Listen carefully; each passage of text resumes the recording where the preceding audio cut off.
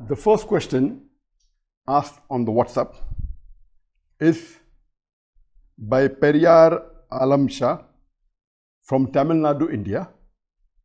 And Brother Periyar is asking the question, how can Muslims coexist peacefully with Hindus while Allah hates Kafirs and commands Muslims in the Quran to do jihad against their faith?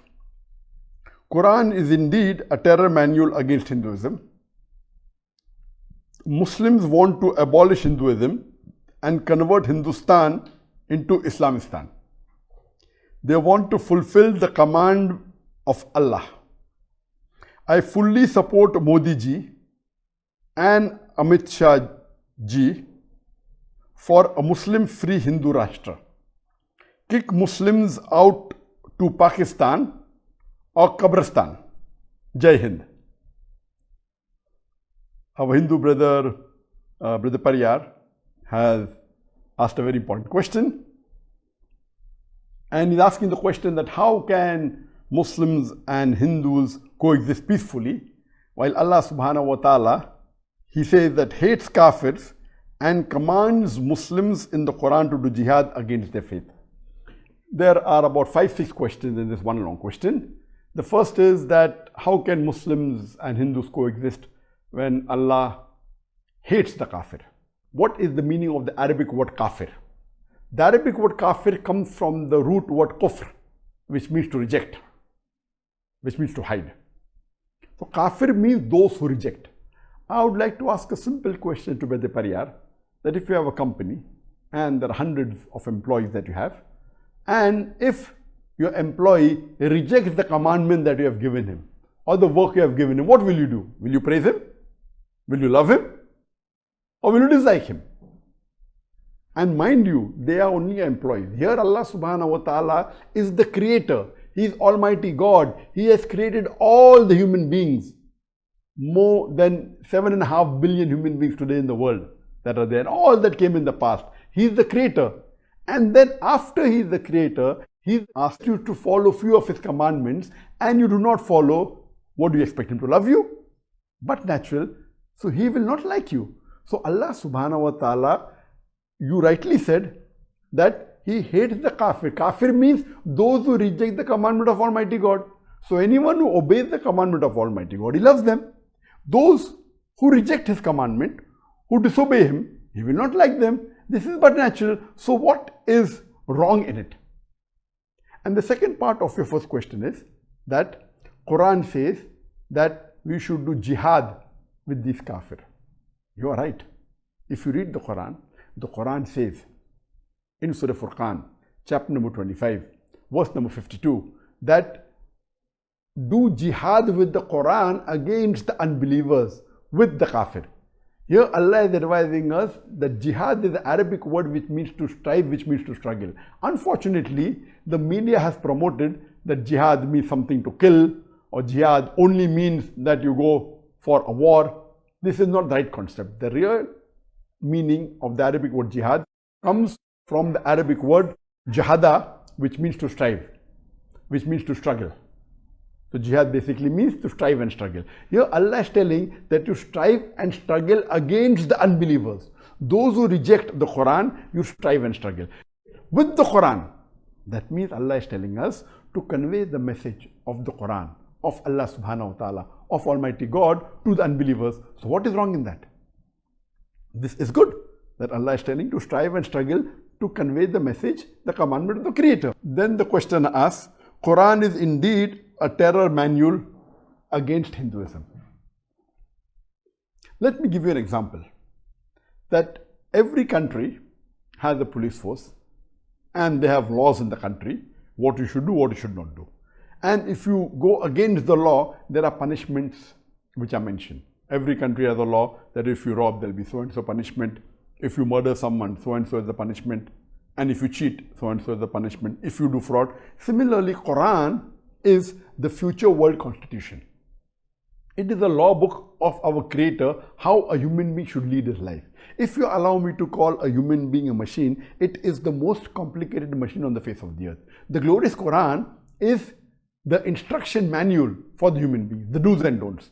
And if this instruction manual to prevent people committing crimes has given a punishment for robbing or for murdering an innocent human being or for cheating, then why do you call it terror manual? If you call it a terror manual, that means all the countries, the court of law, which has a constitution and where it says in the law book the punishment for the crimes, then every country will have a terror manual. So it's a misunderstanding. It is the guidance given by Allah subhanahu wa ta'ala to the human beings about the do's and don'ts. And if you do not do certain things which are commandments of Almighty God, like how you have rules in the country, if you break a signal, there are punishments for it. So similarly, this is a book to prevent the wrongdoing by the human beings. It is a misconception that it is a terror manual. Actually, it's a manual for peace. If someone calls the law of the country as a terror manual, that means the person hasn't understood the law of the country. It is actually a peaceful manual, so that peace prevails in that country. If this law wasn't there in the country would have been in chaos. So because of this law, peace is maintained. Similarly, this is the law book of our Creator Allah subhanahu wa ta'ala to let peace prevail throughout the world. In the next part, our brother Periyar says that Muslims want to abolish Hinduism and convert Hindustan into Islamistan. They want to fulfill the command of Allah. Regarding a question that Muslims want to convert Hindustan into Islamistan, first let me tell you that the word Hindu is a misnomer. Where did it come from? Who gave this word Hindu? According to historical books, we come to know that the word Hindu is not present in any of the scriptures of Hinduism. According to Jawaharlal Nehru, in his book Discover India, he says the first time this word was used was in the 8th century. It is never found in any of the Hindu scriptures. It was first used in the 8th century when the Muslim Arabs came to India.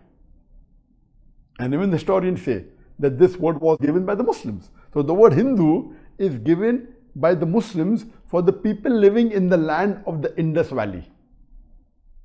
The real name of the religion, those who follow the Vedas, should be Vedantist. So this Hinduism is a misnomer. And really, if you come to know that Allah subhanahu wa ta'ala, Almighty God, has only sent down one religion for the whole of humankind. It is later on that human beings kept on manipulating it, and the moment the message got changed, Allah sent a new messenger with a new message to get the people to the straight path.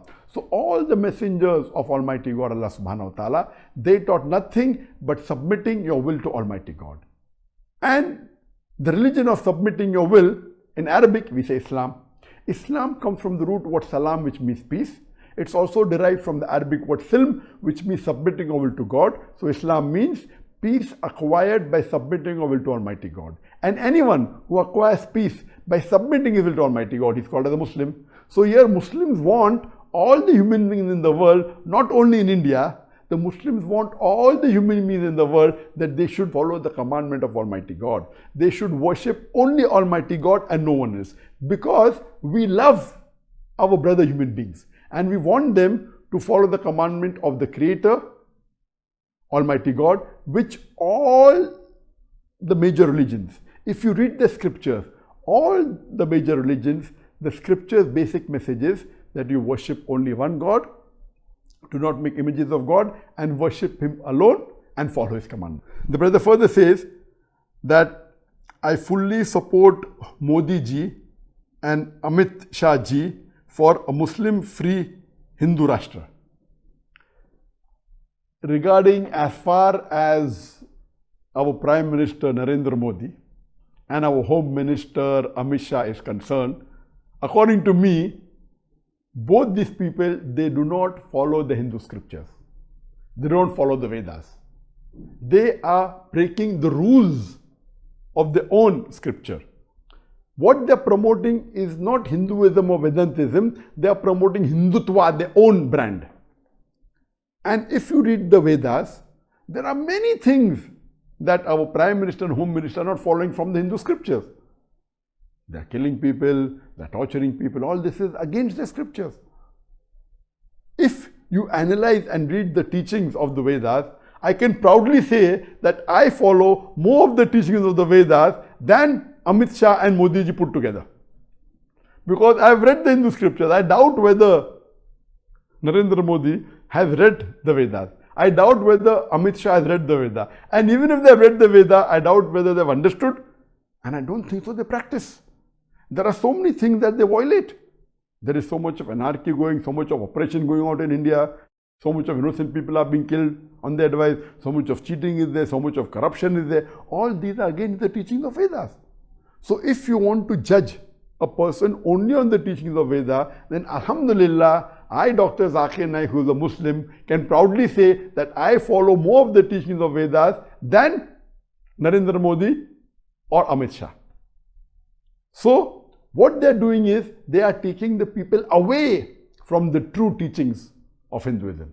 And regarding your last statement that you said, that kick Muslims out to Pakistan or Kabristan. Let us understand what is the meaning of the word Pakistan. Pakistan, Pak means sacred, holy. Stan means land, holy land. I am not referring to the Pakistan country, our neighboring country. I am not talking about that.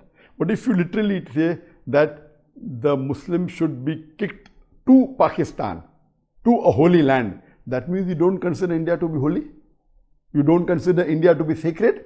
You don't consider India to be a good country. I consider India to be a good country. It is few politicians who are changing the atmosphere and are causing chaos in the country. But as a country, India was a very good country for many years. It is yet a good country. There are some politicians who, for their ulterior motives, they are spoiling the name of the country and they are causing chaos and violence in the country. So if you say that Muslims should be kicked out to a holy land, again, Pakistan, Pak is sacred, or pure, something which is pure, to a pure land, you are not considering India to be pure. I am not talking about our neighboring country, Pakistan. And kick the Muslims to Kabristan. It is every human being has to die. Allah says in the Quran, He gave life and He will cause you to die. Every human being, no one can save you. No Modi ji, no Amit Shah ji can save any human being. When Allah has destined you, the day you will die, no one can save you. If Allah wants to keep you alive, no one can kill you. So every human being is born in this world and he has to die. So every human being, whether Muslim or non-Muslim, they have to die. So my aim is to make the whole world a sacred place. Whole world a park place. Whole world, so all the human beings in the world should follow the commandments of Almighty God. And if you truly, regarding your first part of the question, that how can Muslims and Hindus coexist? The best way they can coexist, that both of them should read the scriptures with understanding and at least agree to follow what is common. If the Hindus read the Vedas with understanding, if they understand Sanskrit, and if they read, and if the Muslims read the Quran with understanding, and let us agree to follow what is common. What is different, we'll discuss tomorrow. At least let us agree to follow what is common. The Hindus believe that Veda is the word of God. The Muslims believe that the Quran is the word of God. Let us come to common terms. Let us agree to follow what is common in both the sacred scriptures. And when we do a comparative study, I have given a lecture on the topic similarities between Islam and Hinduism. And I have given various similarities. Number one is both the religions say that we should worship only one God. Both the religions say that we should not make any idols, any images of Almighty God. Both the religions say that the last and final messenger to come is Prophet Muhammad, peace be upon him. Both the religions say that when we pray, we should do sujood, we should do prostration. Both the religions say that we should give charity. Both the religions say that we should fast. There are many similarities. So why don't we agree to follow what is common? Why are we creating fictitious animosity? So those people who believe in getting the human beings together on the common platform are the real good human beings. Those who for their ulterior motives want for their personal benefit, they create the animosity so that they can get a benefit in this world, but in the hereafter, surely they'll be amongst the losers. So I request my Hindu and Muslim brothers of India that read the scriptures and let us at least agree to follow what is common. What is different, we can discuss tomorrow. And inshallah, if the Hindus and Muslims in India are united, we will be a superpower. India was a superpower. A few centuries ago, India was a superpower. It was #1 country in the world. If we go back and unite, go back to our scripture and unite and follow it, inshallah, again, we'll be a superpower. Hope that answers the question.